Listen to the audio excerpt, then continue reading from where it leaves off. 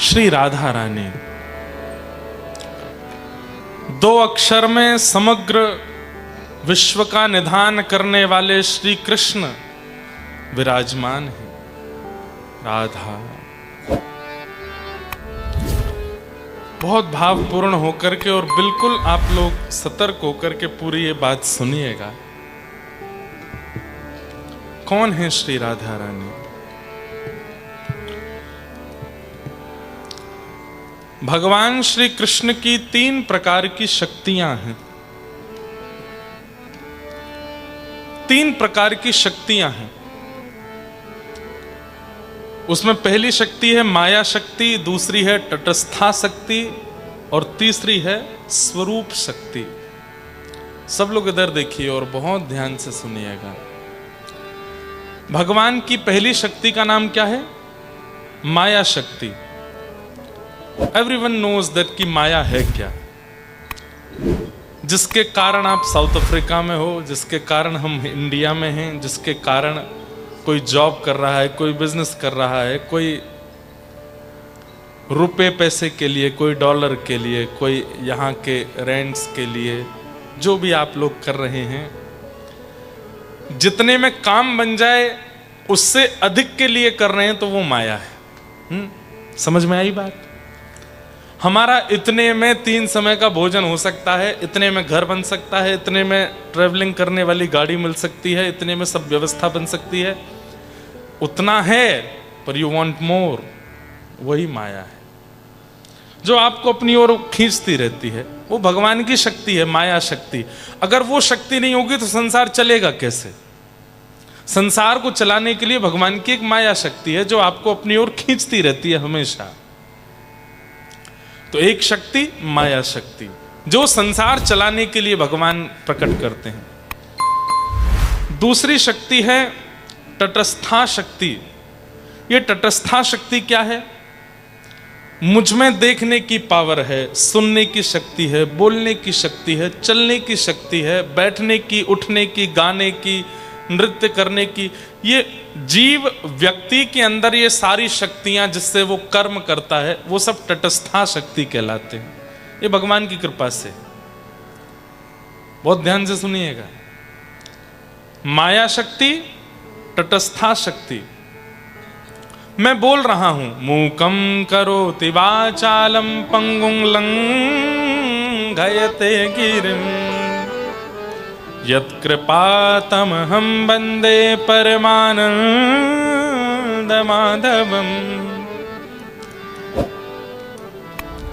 गूंगा बोल सकता है, बिना पैर वाला पर्वत लांघ सकता है। किसकी कृपा से?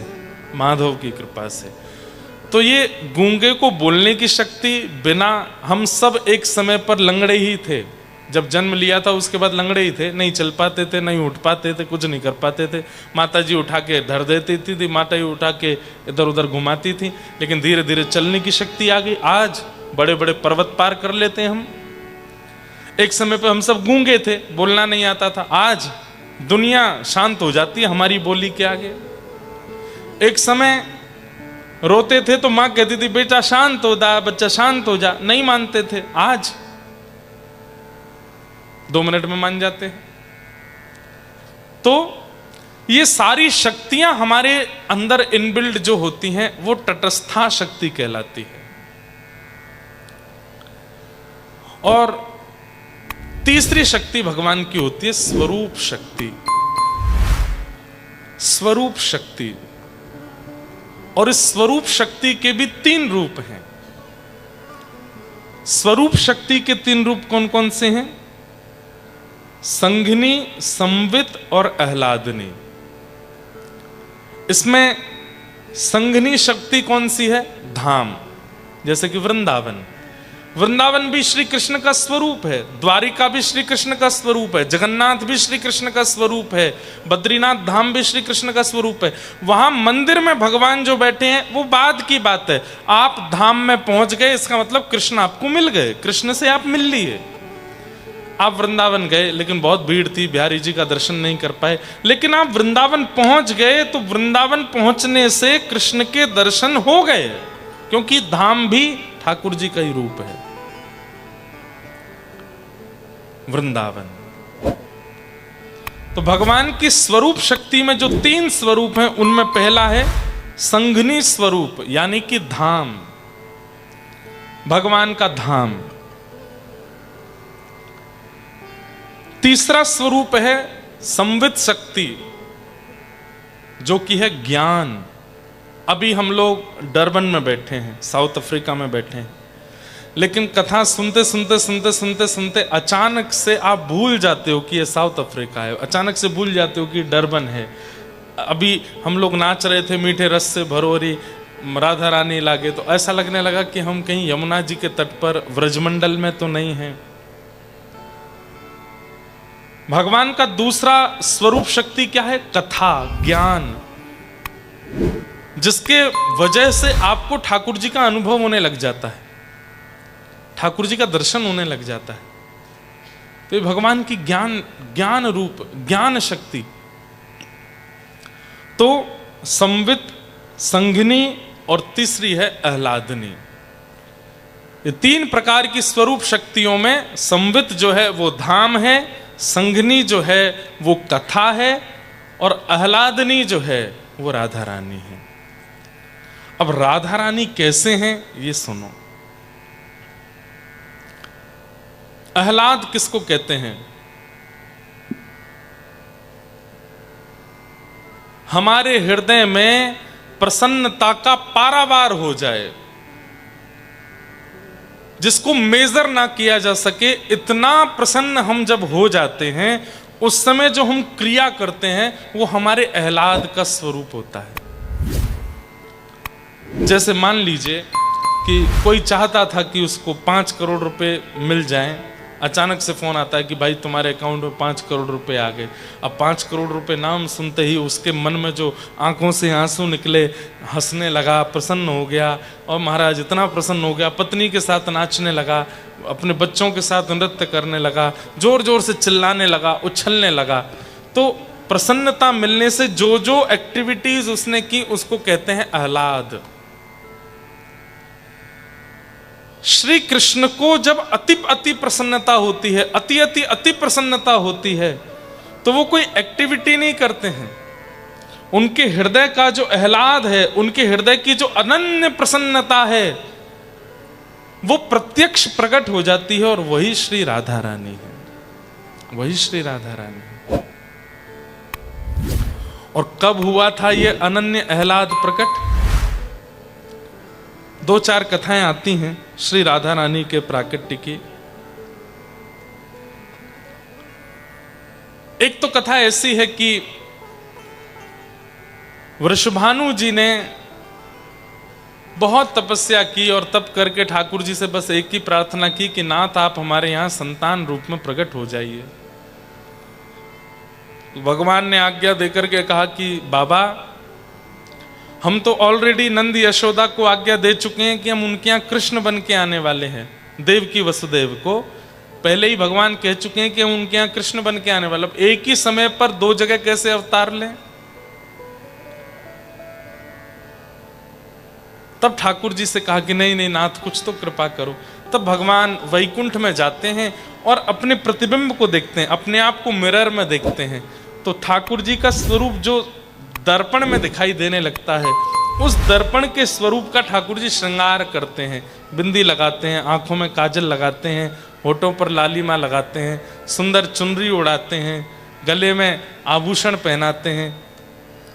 और जैसे ही अपने ही प्रतिबिंब के स्वरूप को, अपने ही मिरर में दिखने वाले स्वरूप का ठाकुर जी श्रृंगार करते हैं, ठाकुर जी अपने ही स्वरूप पर मोहित हो जाते हैं, और उस प्रतिबिंब के स्वरूप को ही ठाकुर जी प्रकट कर देते हैं और आज्ञा करते हैं कि हे वृषभानु, हे राधा रानी, आप मेरी आह्लादनी शक्ति हो, आपको देख करके मुझे भी सुख मिलता है, आनंद मिलता है। कृपा करके आप इस वृंदावन की कृष्ण लीला में प्रेम रस भरने के लिए प्रकट हो जाओ। तो ठाकुर जी का ही प्रतिबिंब स्वरूप, ठाकुर जी का ही आह्लाद स्वरूप, ठाकुर जी का ही प्रेम स्वरूप, वही वृषभानु जी के यहां श्री राधा रानी बनकर के आती। तो आह्लाद भगवान का, वही राधा रानी। एक दूसरी कथा और आती है, वो कैसे है? Have you heard about Mohini अवतार? मोहिनी अवतार कब हुआ था? जब समुद्र मंथन हुआ।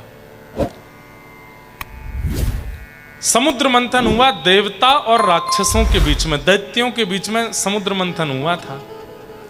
और उस समुद्र मंथन में जैसे ही स्वर्ग कलश प्रकट हुआ, दैत्य उसको लेकर के भाग गए। तब देवताओं ने जाकर के भगवान से प्रार्थना की कि अमृत तो सारे दैत्य ले गए, अब हम क्या करें? तो भगवान बोले चिंता मत करो, मैं कुछ करता हूं। तो भगवान मोहिनी बन करके आए। इतने सुंदर बनकर के ठाकुर जी आए, इतने सुंदर बनकर के आए। आहा, वो गजगामिनी चाल, वो मृग जैसे, हिरण जैसे नेत्र, वो इधर इधर तिरछी नजर से देखना सबको घायल कर रहा था। दैत्यों के हाथ में अमृत था, लेकिन जैसे ही मोहिनी को आते हुए देखा, दैत्यों ने अमृत तो नीचे रख दिया। बोले कि अब तो यही है अमृत, अब तो यही चाहिए हमें, और कुछ नहीं चाहिए। दैत्यों ने जाकर के मोहिनी जी से कहा कि हमको अमृत मिला है, पर हम चाहते हैं कि तुम अपने हाथों से पिलाओ। इतनी सुंदर हो, तुम्हारे हाथों से पीकर के हम कृतार्थ हो जाएंगे। तो मोहिनी भगवान बोले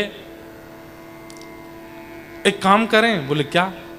ये जो कलश में अमृत है ना, गाढ़ा गाढ़ा अमृत तो सब नीचे है, पतला पतला अमृत ऊपर है।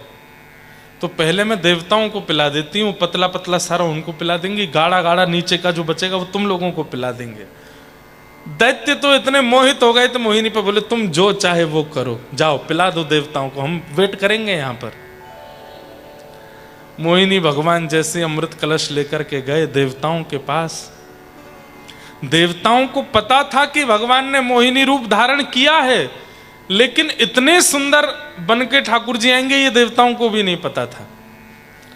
जैसे ही भगवान मोहिनी अमृत कलश लेकर के आए, तो यहां जो दैत्यों की हालत हुई वही देवताओं को भी हो गई। देवता भी सब मोहित हो गए। कितनी सुंदर हो आप, मुझसे ब्याह कर लो। देवता ही सब आगे पीछे घूमने लगे। सूर्य, चंद्र, इंद्र, वरुण सब आगे पीछे सब घूमने लगे। बोले हमसे ब्याह कर लो, हम तो तुमसे ही ब्याह करेंगे। तुम कहोगे तो तुम्हारे लिए स्वर्ग छोड़ देंगे, तुम कहोगे तो चंदा तारे तोड़ लाएंगे तुम्हारे लिए, तुम हमसे ब्याह कर लो बस। मोहिनी भगवान धीरे धीरे बोले मैं नारायण हूं।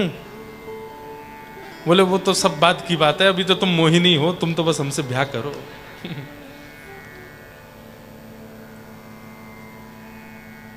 सब मोहित हो गए। अरे देवादिदेव महादेव शंकर भगवान, ये कथा मैंने कभी कही थी तो लोग बागों को लगा कि महाराज जी ऐसा शंकर जी के लिए कैसे बोल सकते हैं। अरे शिव सदा नारायण की स्मृति में रहते हैं, सदा नारायण को प्राप्त करने में रहते हैं। उन्होंने सदा शंख चक्र गदा पद्मधारी नारायण का स्तवन किया है, हर हरि का हमेशा स्मरण करते रहते हैं। लेकिन आज उन्हीं हरि को मोहिनी रूप में देख करके शंकर जी भी नहीं रोक पाए अपने आप को। बोले मैं तो आपसे ब्याह करूंगा। मोहिनी बोले मैं हूं हरि। बोले फिर तो 100% ब्याह करूंगा। बोले अभी तक तो आप मेरे उपास्य थे, पर आज आपको मोहिनी रूप में देख करके तो अब तो वरमाला कहाँ है, लाओ अभी डालता हूं। इतने सुंदर बनकर के ठाकुर जी प्रकट हुए कि सब उनके रूप को देखते रह गए। लेकिन इन 33 कोटि देवताओं में एक देवता ऐसे हैं जो मोहिनी के रूप पर मोहित नहीं हुए, और वो कौन थे? सूर्य। सूर्य नारायण भगवान ने जब मोहिनी को देखा, उनके मन में, सबके मन में आ रहा था कि ये हमारी पत्नी बन जाए, पर सूर्य के मन में आया ये मेरी बेटी बन जाए। ऐसी सुंदर मेरी बेटी हो, इतनी सुंदर बेटी का मैं पिता कहलाऊं, ये मेरा गौरव होगा, ये मेरा सौभाग्य होगा। जैसे ही सूर्य नारायण भगवान ने ये भाव विचार किया, इतने में ही मोहिनी भगवान ने सूर्य की ओर देखा और देख करके कहा हमने आपका हृदय देख लिया, हमने आपके हृदय की बात जान ली, अब ये पूर्ण होगी। कैसे पूर्ण होगी? बोले द्वापर में मैं कृष्ण बनकर के आऊंगा, द्वापर में मैं कृष्ण बनकर के आऊंगा और हे सूर्य नारायण आपका ही अंश वृषभानु बनकर के बरसाने में जन्म लेगा। आपकी इच्छा तब पूरी होगी। क्यों? मेरी आत्मा ही राधा रानी के रूप में आपके यहां जन्म लेंगी। सूर्य नारायण भगवान बोले, भगवान जैसे अभी हो ऐसे ही बन के आना, मोहिनी जैसे सुंदर। ठाकुर जी बोले, मोहिनी जैसे सुंदर नहीं, दुनिया को जो अपनी सुंदरता पे मोहित करे वो मोहिनी, और ऐसी करोड़ों मोहिनी भी जिनकी सुंदरता पे वारी जाएंगी वो होंगी श्री राधा रानी। वो आपके यहां जन्म ले।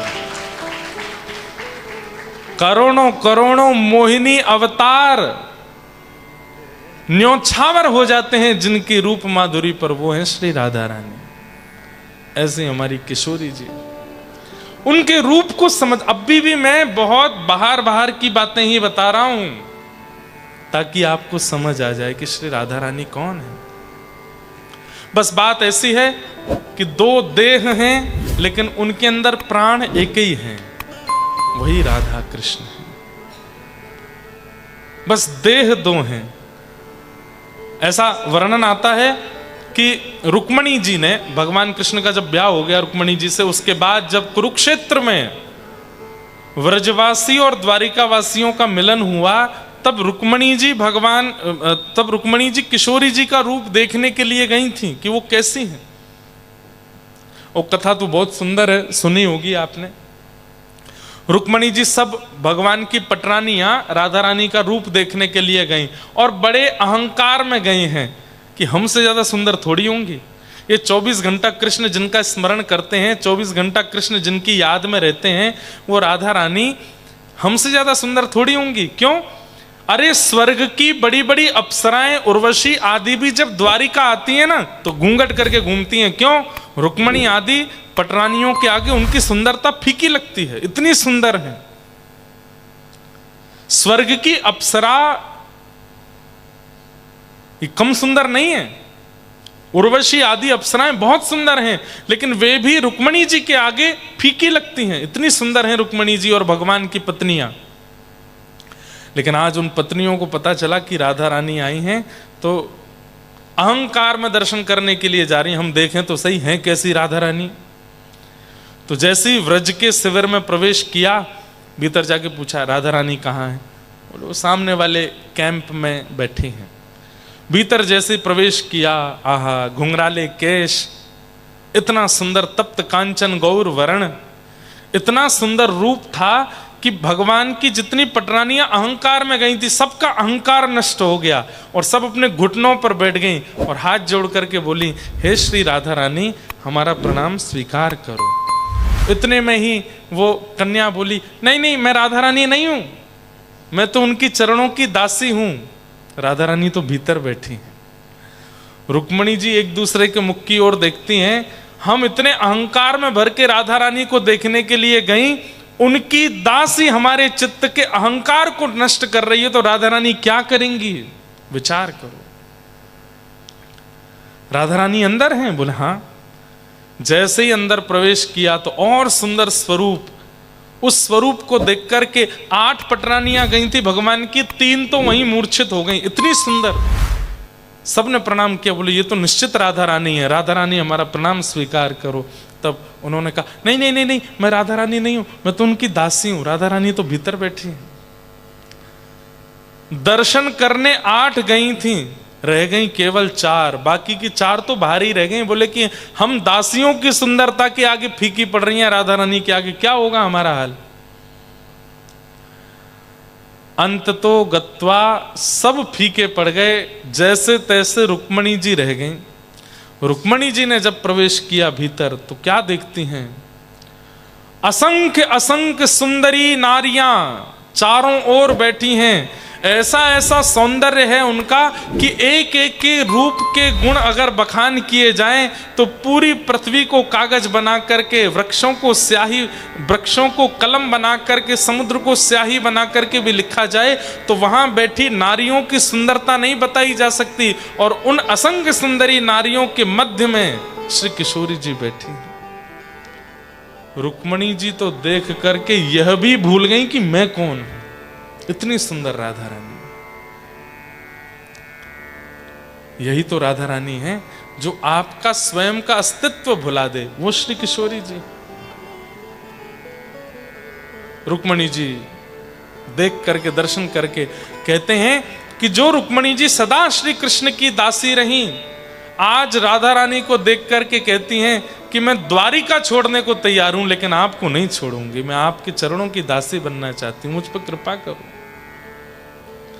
तब किशोरी जी हृदय से लगा के कहती हैं, हमारे प्राण धन तुम्हारे पास हैं, हमारी आज्ञा है उनकी सेवा करो, उनको कोई कष्ट ना होना चाहिए, ऐसा ध्यान रखना। तब रुक्मणी जी निकल करके बाहर आई और सब पटरानियों ने पूछा, राधा रानी कैसी हैं, थोड़ा बताओ तो सही। तो रुक्मणी जी बोली, मैं उसका वर्णन नहीं कर सकती, लेकिन तुम बहुत पूछती हो तो केवल इतना बता देती हूं। श्री कृष्ण संध्या में जब आते हैं और अपने सारा श्रृंगार उतार करके रात्रि के वस्त्र पहनते हैं, अपने घुंघराले केशों को खोल करके जैसे ही श्री कृष्ण लेट जाते हैं, अत्यंत थके हुए श्री कृष्ण के मुखमंडल पर वो मासूमियत जब सोते समय दिखाई देती है, उस समय श्री कृष्ण का वर्ण यदि सांवले से गोरा कर दिया जाए तो ऐसा लगेगा श्री राधा रानी लेटी हुई है, बिल्कुल एक जैसे हैं, कोई अंतर नहीं। तो श्री राधा रानी कौन है? भगवान का ही स्वरूप है, श्री कृष्ण ही हैं, उन्हीं का ही आह्लादनीय स्वरूप है। अब कहते हैं लोग कि विवाह क्यों नहीं हुआ? हमारे वृंदावन की रीति में तो ब्याह हुआ ठाकुर जी का। दूसरा पक्ष यह है कि श्री ठाकुर जी व्रज से बाहर जाने वाले हैं, हम सबका कल्याण करने के लिए गीता का ज्ञान देने वाले हैं, महाभारत का युद्ध कराने वाले हैं, द्वारिका की स्थापना करने वाले हैं, कई सारे राक्षसों का वध करने के लिए उनको व्रज छोड़ के जाना पड़ेगा, और श्री राधा रानी व्रज से बाहर नहीं जाएंगे। श्री राधा रानी दुनिया के लिए आई नहीं है, केवल व्रज के लिए आई हैं और व्रज के उपासकों के लिए आई हैं। व्रज के बाहर, आई एम सॉरी टू से, पर ब्रज के बाहर के लोगों के लिए राधा रानी नहीं आई है। आप नारायण की पूजा कीजिए, आप महादेव की पूजा कीजिए, आप शंकर की, आप हनुमान जी की पूजा करो, आप राम जी की पूजा करो, आप कृष्ण की पूजा करो, पर राधा रानी तो केवल उनकी हैं जो व्रज के हैं, जिनके तन में व्रज, जिनके मन में व्रज, जिनके बुद्धि में व्रज है, उनके लिए श्री किशोरी जी आई हैं। रसिकों के लिए किशोरी जी आई हैं, व्रज के बाहर वालों के लिए नहीं है। हाँ, तो आप कहें तो फिर महाराज जी साउथ अफ्रीका वाले नहीं बच सकते? बच सकते हैं। तन भले साउथ अफ्रीका में हो, लेकिन मन सदा वृंदावन में रहता हो, तो आप राधा रानी को बच सकते हैं। लेकिन मन भी यहीं के कमाई धंधे में ही लगा है, तो फिर राधा रानी को नहीं बच पाओगे। मन तो वृंदावन में रहना चाहिए। ऐसी श्री राधा रानी, तो ठाकुर जी को बाहर जाना है लीला करने के लिए, और किशोरी जी नहीं जाएंगी व्रत छोड़ के। और किशोरी जी के लिए अगर ठाकुर जी भी नहीं गए, तो जिस उद्देश्य से श्री कृष्ण पृथ्वी पर आए वो उद्देश्य पूर्ण नहीं हो पाएगा। इसलिए भी श्री कृष्ण को जाना पड़ा। लेकिन श्री कृष्ण के भी दो रूप हैं, एक देवकी नंदन है, एक नंद नंदन है। अब ये बहुत सारा कॉम्प्लिकेशन है, इसके लिए मुझे 3-4 दिन कथा करनी पड़ेगी, लेकिन मैं बस शॉर्ट में इंफॉर्मेशन दे देता हूं। नंद नंदन कृष्ण कौन है? जो कभी सुदर्शन हाथ में नहीं लेते, जो कभी गदा हाथ में नहीं उठाते, जो कभी चतुर्भुज नहीं होते, केवल 2 भुज रहते हैं, वंशी का नाद करते हैं, वो नंद नंदन कृष्ण कभी वृंदावन से बाहर नहीं जाते। और उनका विवाह श्री किशोरी जी से हुआ है, वो सदा वृंदावन में ही रहते हैं। वृंदावन में आपको कोई भी मंदिर चतुर्भुज भगवान का नहीं मिलेगा, सारे 2 भुज भगवान और केवल वंशी बजा रहे हैं।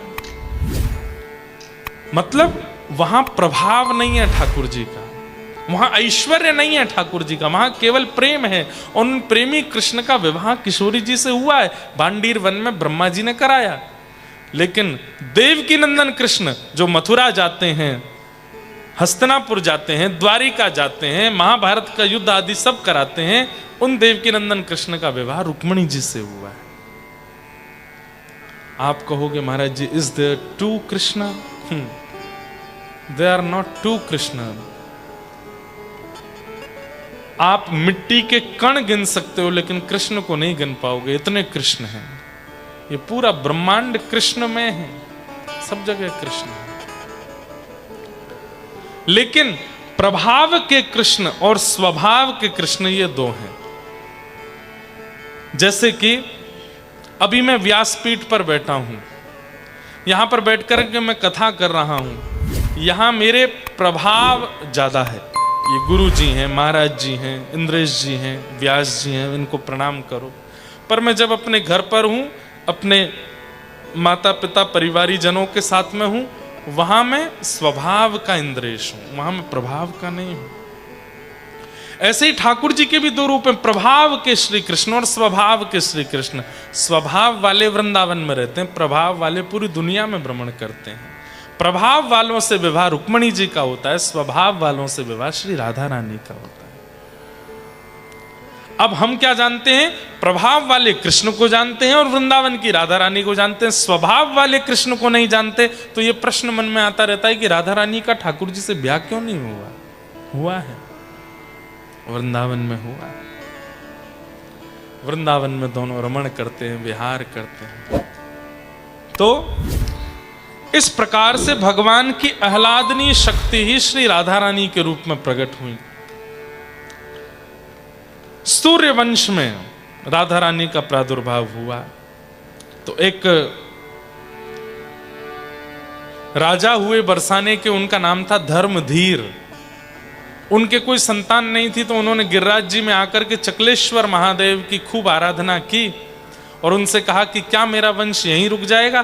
तब महादेव ने प्रकट होकर के अश्रु बिंदुओं से बिल्कुल भावुक चित्त से कहा, चिंता मत करो, धैर्य रखो, तुम्हारे परिवार में वंश भी बढ़ेगा और ऐसा अद्भुत ठाकुर जी का रूप प्रकट होगा कि जिसको एक समय पर पूरा विश्व भजेगा, बस प्रतीक्षा करो। तब धर्मधीर जी के पुत्र हुए महीभान और महीभान जी के पुत्र हुए वृषभान। वृषभानु जी नंद बाबा के मित्र हैं। सब लोग ध्यान से सुनना, नंद बाबा और वृषभानु जी ये दोनों सब चीजों में धैर्यवंत हैं, सब चीजों में धैर्यवंत, धन में धैर्यवंत हैं, परिवार में धैर्यवंत हैं, समाज में धैर्यवंत हैं। लेकिन एक चीज में इनके चित्त में बिल्कुल धैर्य नहीं है। क्या? ना इनके कोई संतान है ना उनके कोई संतान है, दोनों ही संतान विहीन हैं, संतान नहीं है। तो दोनों नंद बाबा और वृषभानु जी दोनों एक साथ जाते हैं यमुना जी, और एक साथ यमुना जी में गोते लगाते हुए कहते हैं, हे यमुना मैया, आप कृपा करके हमको संतान देना। तब नंद बाबा कहते हैं, वो इनको लाला दियो मुझको लाली दियो। तब भानु बाबा कहते हैं, नहीं नहीं, इनको लाला देना, मुझको लाली देना।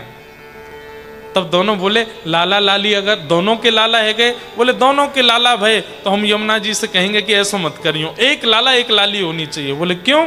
बोले लाला लाली होएगी तो ये मित्रता संबंध में परिवर्तित हो जाएगी, आपके लाला हो मेरे लाली हो।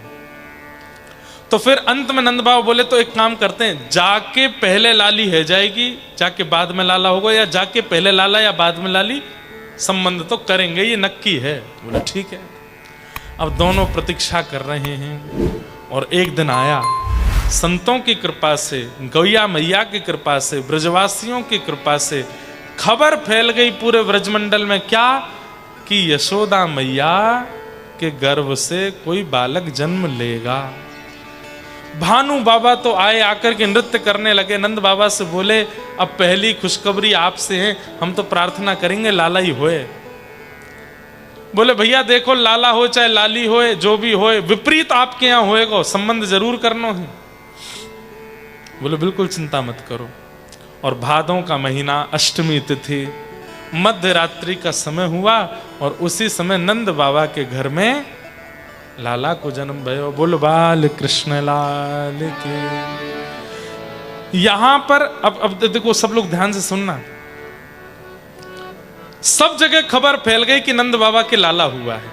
लेकिन ये खबर फैलते फैलते फैलते जैसे ही बरसाना पहुंची और भानु बाबा के कान में ये बात पहुंची कि नंद बाबा के लाला हुआ है, तो उनको ये विश्वास हो गया कि अब मेरे यहां लाली आवेगी। क्यों? उनके लाला भयो तो हमारे यहाँ लाली आवेगी ही आवेगी। आप लोग ब्रजभाषा समझ रहे हो? मुझे तो हिंदी बोलने में संकोच होता है, मैं ब्रजभाषा कैसे बोलूं, पर मैं आंख बंद करके बोल जाता हूं धीरे से। समझ रहे हैं ना, ज्यादा अंतर नहीं है, थोड़ा मात्राओं का ही अंतर है। जैसे हिंदी में बोलते हैं क्या हुआ है, बोलो क्या हुआ है, बोलो। ब्रजभाषा में बोले कहा भयो है, का बोले कहा भयो आप सब लोग बोल रहे हैं, वो भी विचित्र ही लग रहा है का भयो है ब्रजभाषा बड़ी सुंदर भाषा। तो नंद बाबा के यहां लाला भयो, और ये खबर जैसे ही भानु बाबा के मन में पहुंची, भानु बाबा के कान में पहुंची, तो भानु बाबा के नेत्रों से आंसू आ गए। किसी ने पूछा आप रो क्यों रहे हो, बोले अब बरसाने में लाली आवेगी। क्यों? क्योंकि गोकुल में लाला आए हो। बोले कैसे आपको? बोले विश्वास है बस। कहते हैं कि जैसे नंद बाबा के लाला हुआ, सब लोग सामग्री लेकर के जा रहे थे। अब कोई बालक जन्म लेता है तो क्या गिफ्ट्स क्या लेके जाते हैं? खिलौने लेकर के जाते हैं, कपड़े लेकर के जाते हैं, खिलौने और कपड़े लेके जाते हैं। छोटे बच्चे के लिए टॉफीज भी नहीं लेके जाते, वो खाता ही नहीं है। लेकिन वृषभानु जी क्या लेकर के गए? गले के हार, हाथों के कड़ूले, पैरों की जूतियां, और सबसे बड़ी बात तिलक लेकर के गए, टीका। हमारे यहां टीका ले जाने का मतलब क्या है? संबंध करने के लिए जा रहे हैं। टीका और नारियल, नारियल और टीका यदि कोई लेकर के गया और जाके या तो कन्या की गोद में रख दे या वर की गोद में रख दे, तो मतलब संबंध पक्का हो गया, रोका हो गया, उसको रोका बोलते हैं। नंद बाबा जो हैं वो रोका का सामान लेकर के आए हैं। ठाकुर जी कितने दिन के? 2 ही दिन के हैं बस। 2 दिन के लाला का संबंध पक्का हो रहा है। नंद बाबा यहां अटारी पर खड़े होकर के हाथी दीने, घोड़ा दीने और दीनी पालकी, नंद घना आनंद भयो जय कन्हैया, सब लोग नाच रहे थे, गा रहे थे। इतने में ही नंद बाबा ने देखा बरसाने के वृषभानु जी आ रहे हैं। बरसाने में अभी कुछ नहीं हुआ है, लेकिन सामग्री लेकर के आए। जैसे ही नीचे आके नंद बाबा ने भानु बाबा को हृदय, अरे वाह भैया आपकी कृपा से देखो लाला भयो है, कहाँ लेके आए हो? जैसे ही पर्दा हटा के, कपड़ा हटा करके देखा तो उसमें नारियल, टीका ये सब रखे, गले की जंजीर, पैरों के जूतियां, कपड़े। नंद बाबा और यशोदा मैया आपस में बात करने लगे। बोले नारियल क्यों लेके आए हैं? नारियल तो तब दिया जाता है जब रिश्ता किया जाता है। और बोले ये बात तो पक्की थी कि हमको रिश्ता एक दूसरे से करना है, हमको एक दूसरे का समधी बनना है, पर लाली तो हुई नहीं इनके यहां पर, ये संबंध लेके कैसे आ गए? भाई रोका तब करने जाओगे ना जब आपके यहां बेटी हो, उनके यहां बेटा है, और उनके यहां तो बेटा, तुम्हारे यहां बेटी नहीं, और तुम जाके संबंध करो, ऐसे कैसे हो सकता है? भानु बाबा ने जाकर के नारियल और टीका लाला, 2 दिन के ठाकुर जी के हाथ में नारियल रख दिया, टीका कर दिया, माला पहना दी, संबंध पक्का। नंद बाबा बड़े संकोच में बोले आपने कर तो दिया, पर थोड़ा सा हमारे मन की जिज्ञासा थोड़ी ना ठीक करो। बोले क्या? आपके यहां लाली तो हुई नहीं अभी, आपने संबंध कैसे कर दिया? बोले मैं इसलिए टीका करके जा रहा हूं, इसलिए नारियल रख के जा रहा हूं, ताकि देवता देख लें, ताकि ये सारे हमारे इष्ट जो हैं ये साक्षी बन जाएं कि संबंध हो चुका है। अब लाली भेजनी पड़ेगी बरसाने में, अब वहां पे लाली को भेजना पड़ेगा। अब हमारे इष्ट और हमारे पूर्वज इस बात का ध्यान रखें, संबंध हो गया है, ये खाली नहीं जाना चाहिए। मेरा विश्वास टीके पर है, मेरा विश्वास नारियल पर है, मेरा विश्वास इष्ट पर है। मैं इष्ट की कहानी से टीका कर जा रहा हूं लाला का, अब लाली आएगी। नंद बाबा बोले कहीं लाला हुआ तो फिर क्या करेंगे? बोले नहीं होगा, मुझे अपने इष्ट पर भरोसा है, और मेरे इष्टों को मैं सौगंध देता हूं कि लाला के टीका की सौगंध है, लाली ही आनी चाहिए मेरे यहां। और नंद बाबा सुनो, बोले हाँ, आज तक आप क्या जप करते थे कि अभी तो भयो ना है, अभी तो लाला भयो ना है। नंद बाबा माला में जपते थे कि लाला कब होगा, कब होगा, कब होगा। आज से दूसरी माला जपना शुरू करो। बोले क्या? बोले बहू कब होगी, बहू कब होगी, बहू कब होगी। नहीं तो आपको लाला क्वारा रहेगा, ब्याह नहीं होने दूंगा इसका मैं। नंद बाबा उसी समय माला लेके बैठ गए। बोले बहू कब होएगी, अब बहू कब होएगी, बहू कब होएगी। और कुछ महीनों बाद ही खबर आ गई। बोले क्या? बोले बरसाने में भी बधाई बजने वाली है। आहा, नंद बाबा तो बड़े प्रसन्न हो गए। गैयाओं के जाकर के पूजा करी, श्री यमुना जी का पूजन किया, ब्राह्मणों को पूजन किया और बस प्रार्थना कर रहे हैं लाली हो, एक कैसे भी लाली है जाए, बस और कुछ नहीं चाहिए। और आने वाले तिथि ठीक 1 महीना ठाकुर जी के प्रथम जन्मोत्सव, भगवान का फर्स्ट जन्माष्टमी, फर्स्ट बर्थडे मनाया गया था गोकुल में। उसके ठीक 1 महीने बाद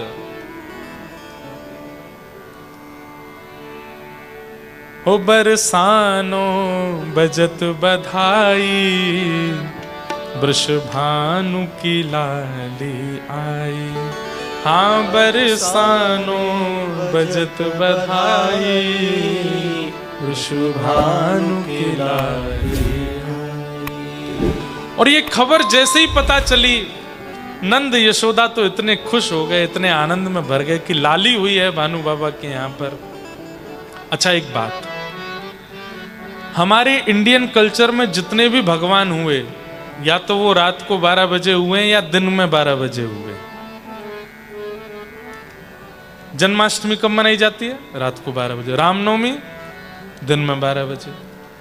लेकिन श्री राधा रानी का जन्म ना रात में 12 बजे हुआ ना दिन में 12 बजे। राधा रानी का जन्म हुआ ब्रह्म वेला में 4 बजे, ब्रह्म मुहूर्त में। कहते हैं क्यों, ऐसा क्यों? किशोरी जी सुबह 4 बजे क्यों उदित हुई, क्यों प्रकट हुई? बोले 4 बजे के बाद धीरे धीरे धीरे धीरे अंधेरा दूर होने लग जाता है, प्रकाश होने लगता है। 12 बजे का धूप जो होती है, 12 बजे का सूर्य जो होता है, वो सहन नहीं कर पाता कोई, और रात्रि में अंधेरा बहुत ज्यादा होता है। पर किशोरी जी इस बात की प्रतीक हैं कि वो अंधेरा दूर करने आई हैं, वो अज्ञान मिटाने आई हैं, वो प्रेम का प्रकाश फैलाने आई हैं। इसलिए ऐसी तिथि में जन्म हुआ कि उनके जन्म होते ही धीरे धीरे धीरे अंधेरा दूर हो रहा है और धीरे धीरे धीरे प्रकाश की ओर बढ़ रहा है। सुबह का सूर्य जो होता है ना, वो सब देख सकते हैं। सुबह के सूर्य का दर्शन सब कर सकते हैं। 5 बजे, 5:30 बजे, 6 बजे के सूर्य को सब देख सकते हैं, आंखों से देख सकते हैं। पर 12 बजे के सूर्य को कोई नहीं देख सकता। किशोरी जी ऐसे काल में जन्मी हैं, ऐसे समय पर उनका उद्दीपन हुआ, प्रादुर्भाव हुआ कि जिससे अज्ञान नष्ट होने का प्रतीक हो रहा है। यहां नंद बाबा यशोदा मैया 1 वर्ष के लाला को गोदी में लेकर के बरसाना जा रहे हैं। आहा, जैसे ही बरसाना पहुंचे, सब नाच रहे हैं, गा रहे हैं, आनंद मना रहे हैं। राधा रानी का जन्म हुआ है। आहा, स्वर्ण के पलना में झूल रही हैं राधा रानी। कथाएं तो बहुत हैं। ऐसा कहते हैं कि श्री राधा रानी ने जन्म लेने के बाद कितने दिनों तक आंख नहीं खोली, कुछ बोली नहीं, शांत रही। तब नारद जी आए और नारद जी ने आकर के उनके कान में कहा, हे कृष्ण मनोहारिणी। तो कृष्ण नाम सुनते ही नेत्र खुल गए और हंसने लगी, और जैसे ही कृष्ण नाम विश्राम होता फिर से आंख बंद करके पड़ जाती हैं। लेकिन आज जैसे नंद बाबा और यशोदा मैया लाला को लेकर के आए, पलना में झूल रही राधा रानी को जैसे ही यशोदा मैया ने देखा, तो एक स्वरूप होता है कि आप बालक को देख करके कुछ देते हैं। यशोदा मैया इतना सामान लेकर के आई हैं, लेकिन किशोरी जी को देख के, राधा रानी को देख के वो सारा सामान फीका लगने लगा। नंद बाबा से बोली, हम इतने स्वर्ण लेके आई, इतने चांदी, इतने रत्न, इतने वस्त्र लेके आई, पर ये लाली इतनी सुंदर है कि सब फीका लग रहा है, मैं कैसे दूं? मैं तो इस लाली के लिए कुछ लेके ही नहीं आई हूं, क्या करूं? तभी गोद में बैठे हुए ठाकुर जी ने अपना वजन भारी किया और थोड़ा सा मैया को यहाँ स्क्रैच किया। तो मैया ने ऐसे पकड़ करके हाथ झटका और तुरंत जब ठाकुर जी की ओर देखा तो ठाकुर जी को देख करके यशोदा मैया के मन में आया, मैं इतने सारे रत्न लेकर के आई हूं, लेकिन सबसे बढ़िया लाली को देवे वारो रत्न तो गोदी में ही बैठो मेरी। ठाकुर जी को लेकर के, और जैसे किसी की नजर उतारते हैं ना, ऐसे किशोरी जी के ऊपर 1 बार 2 बार 3 बार 4 बार और 8 बार सिर से चरणों तक उतार करके श्री ठाकुर जी को ही रत्न रूप में किशोरी जी के चरणों में प्रदान कर दिया। बोलो युगल जोड़ी सरकार की। और जैसे ही ठाकुर जी को चरणों में पधराया, कह रहे हैं कि राधा रानी थोड़ी सी रो रही थी, ठाकुर जी भी रो रहे थे, लेकिन जैसे ही ठाकुर जी को पधराया दोनों ने एक दूसरे को हाथ पकड़ लियो, दोनों युगल है गए, शांत हो गए, किलकिल करके दोनों हंसने लगे। कैलाश पर बैठे हुए महादेव अपने आप को रोक नहीं पाए। पार्वती जी से बोले मैं नहीं रुक रहा। बोले क्यों? बोले मैं तो जाऊंगा दर्शन करने के लिए। और देव आदिदेव महादेव रूप बदल करके आए और आकर के दोनों युगल का दर्शन करके उनकी नजर उतार करके नृत्य करने लगे। बरसाना में आनंद हो रहा है।